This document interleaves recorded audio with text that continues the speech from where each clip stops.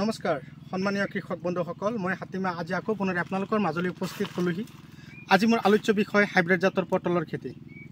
তো বন্ধুসকল, আজি মই পটলৰ খেতিত দানা, তাৰপিছত ৰাসায়নিক সাৰ আৰু মেগনেছিয়াম এইবিলাক সবকেইটা একেলগে মিক্স কৰিছোঁ। ইয়াত আপোনালোকে দেখাই পাই আছে, ইয়াত সবকেইটা মিক্স কৰা হ'ল। এতিয়া ইয়াত কি দানা দিছোঁ আপোনালোকক মই কৈ দি আছোঁ। এটা পেকেট মই আপোনালোকক দেখুৱাইছোঁ, এইটোৰ নাম হ'ল কালা যাদু।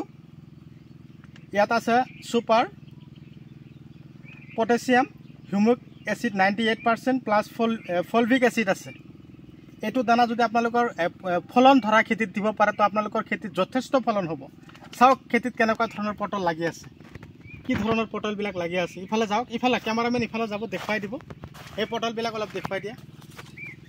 চাওক কি ধুনীয়াকৈ লাগিছে গছত পটলবিলাক। তো বন্ধুসকল, মই এতিয়া প্ৰস্তুতি ল'ম খেতিত সাৰ দিবৰ কাৰণে।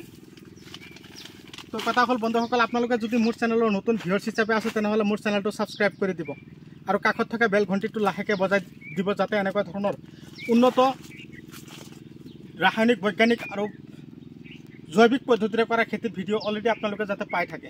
তো ইমান গৰম হ'লেও আমি খেতিয়ক মানুহ, খেতি কৰিবই লাগিব। তো আপোনালোকেও যাতে এনেকুৱা ধৰণৰ খেতি কৰি থাকে। আপোনালোকৰ যদি এনেকুৱা ধৰণৰ দানাৰ প্ৰয়োজন হৈছে, ঔষধৰ প্ৰয়োজন হৈছে, মই আপোনালোকক A to Z যোগান ধৰিম। আপোনালোকে সাৰৰ লগত মিলাই কিনে আপোনালোকৰ খেতিত দিব। আৰু যদি আপোনালোকৰ হাইব্ৰিড জাতৰ পটলৰ শিপাৰ প্ৰয়োজন হৈছে, আপোনালোকে দেৰি নকৰিব, ততাতৈয়াকৈ আপোনালোকে সংগ্ৰহ কৰক। যদি লগা হৈছে মই আপোনালোকক যোগান ধৰিম। আপোনালোকে পৰাপক্ষত 1 পৰা 1.5 বিঘাকৈ মাটি পটলৰ খেতি কৰিলে 11 মাহ একেৰাহে বিকিয়ে থাকিব। তো বন্ধুসকল, স্কিপ নকৰিব, আৰম্ভণিৰ পৰা শেষলৈকে মোৰ ভিডিঅ'টো চাব। মই এতিয়া সাৰ দিবৰ কাৰণে প্ৰস্তুতি ল'ম। তো এতিয়া মই ইফালে গামলা আছে, এইটোত ভৰাম আৰু খেতিত সিঁচিম।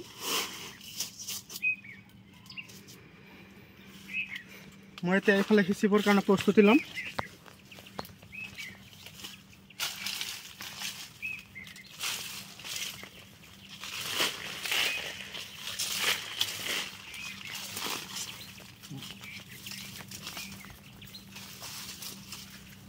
গোবৰ সাৰ যথেষ্ট পৰিমাণে দিছোঁ।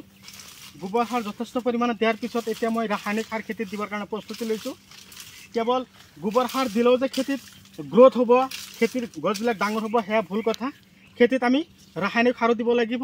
মেগনেছিয়াম, কেলছিয়াম এইবিলাক দানাও কিন্তু ইয়াৰ লগত মই মিক্স কৰিছোঁ। একেলগে হৈছে, দানা দিয়াৰ পিছতে কিন্তু এই ক'লা হৈ গৈছে, ক'লা আৱৰণ হৈ গৈছে, হাত চাত একদম পূৰা ক'লা হৈ গৈছে। আপোনালোকে চাব পাৰিছে। এনেকুৱা ধৰণৰ কষ্ট কৰিব লাগিব। কষ্ট কৰিলে আমি অযথা সময় নষ্ট যাতে নকৰোঁ, আমি শিক্ষিত নিবনুৱা হৈ যাতে আমি বহি নাথাকোঁ। মোৰ এটাই উদ্দেশ্য, আপোনালোকে খেতি কৰক, মই আপোনালোকৰ লগত আছোঁ। আপোনালোকৰ যদি প্ৰয়োজন হয় আপোনালোকে ফোন মাৰিব। মই ডিছক্ৰিপশ্যনত থাম্বনেইলত অলৰেডি নাম্বাৰ লগাই থৈছোঁ। তো মই দানা ঔষধবিলাক দি আছোঁ, এই পদ্ধতিমতে আপোনালোকেও দিব।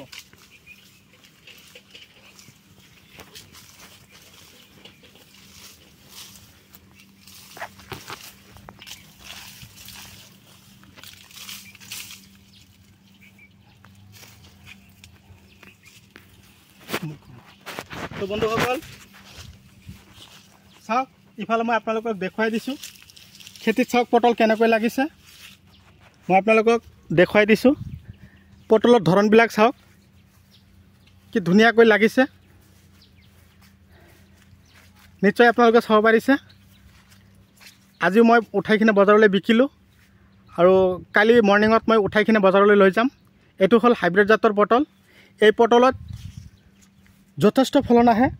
আপোনালোকে যদি 1 বিঘা মাটি পটলৰ খেতি কৰিব পাৰে তো আপোনালোকৰ 1 বিঘা মাটিৰ পৰা মোটামুটি 10 পৰা 12 কুইণ্টেল পটল আপোনালোকে উঠাই কিনে বজাৰলৈ বিকিব পাৰিব। তো মই ইয়াত অলৰেডি 1.5 বিঘা মাটি পটলৰ খেতি কৰিছোঁ। চাওক পটলৰ ধৰণটোৱে বেলেগ, কিন্তু লোকেল পটলৰ লগত ই নিমিলে। একদম পূৰা যথেষ্ট লাগি থাকে গছত, চাব পাৰিছে। তো এই ধৰণৰ খেতি বাতি আপোনালোকেও কৰি থাকক, সফল হওক, মই তাৰে কামনা কৰোঁ। তো মোৰ ভিডিঅ'টো আপোনালোকে কোন ঠাইৰ পৰা চাই আছে মই আপোনালোকক অশেষ ধন্যবাদ জ্ঞাপন কৰিছোঁ। মই বহুতক কিন্তু পটলৰ শিপাৰ যোগান ধৰিছোঁ। মই নতুনকৈ আৰম্ভ কৰিছোঁ 2025-26 বৰ্ষৰ পটলৰ শিপা লগাবৰ কাৰণে আপোনালোকক মই আহ্বান জনাইছোঁ। আপোনালোকৰ খেতিত পটলৰ শিপা লগাওক, সময় যাতে অযথা নষ্ট নকৰে। মই এটা কথাই বুজিয়ে পাওঁ, আপোনালোকে বিশেষকৈ মই আপাৰ আছামৰ ফালে বহুত দাদা বাইদেউ মোৰ পৰা পটলৰ শিপাবিলাক লগাইছে।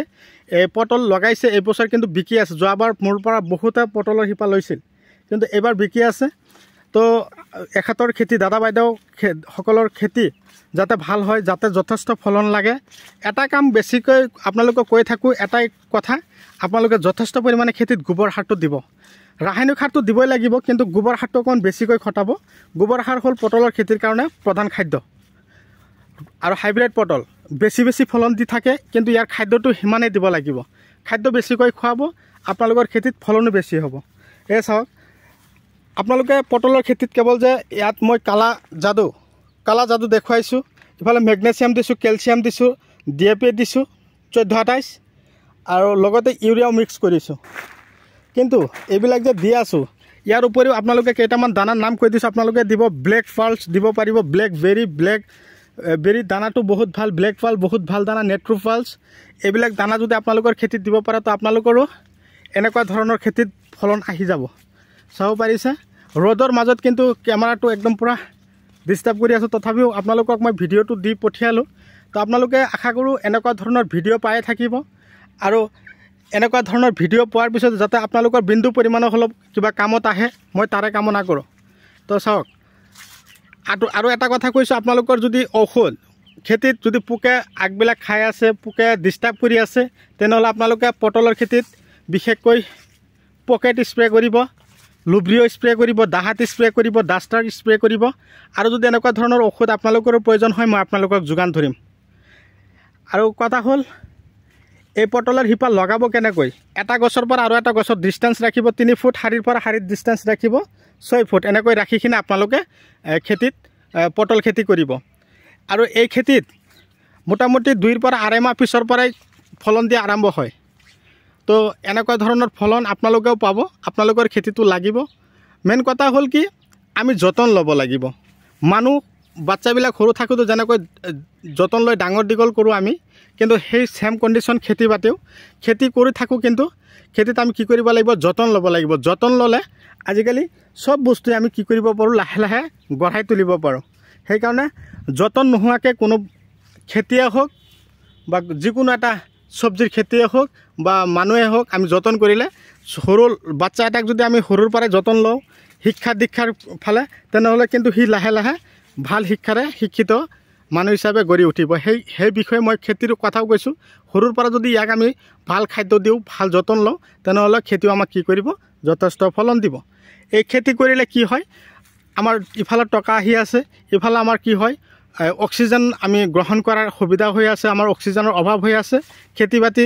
তাৰপিছত আপোনালোকে কি কৰিব? তামোলৰ বাগান দিব, বগৰী খেতি কৰিব, A to Z আপোনালোকৰ যিকোনো খেতিৰ বিধান লাগিলে মোক যোগাযোগ কৰিব, মই যোগান ধৰিবৰ কাৰণে প্ৰস্তুতি ল'ম। তো বন্ধুসকল, যিখিনি কথা কৈছোঁ, আপোনালোকে মোৰ কথাখিনি ফ'ল' কৰক, খেতি কৰক, সফল হওক, টকা উপাৰ্জন কৰক, তাৰে কামনা লৈ আজিৰ ভিডিঅ' এইখিনিতে অন্ত পেলাইছোঁ। পৰৱৰ্তী ভিডিঅ'ত লগ পাম। ধন্যবাদ।